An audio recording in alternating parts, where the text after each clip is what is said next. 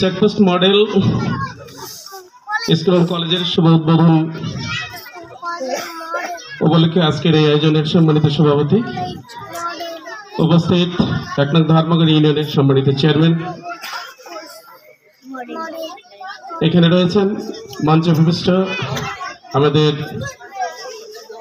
বিভিন্ন স্তরের নেতৃবৃন্দ এবং সমাজ সেবক বৃন্দ, সামনে এই শিক্ষা প্রতিষ্ঠানের সদ্য ভর্তি হওয়া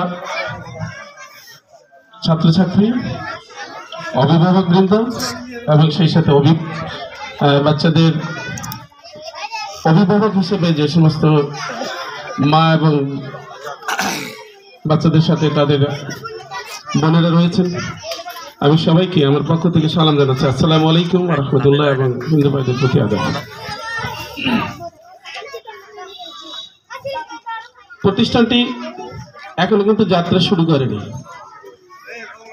ভর্তির একটি কার্যক্রম চলমান। আমরা আশা করছি যে 2025 সাল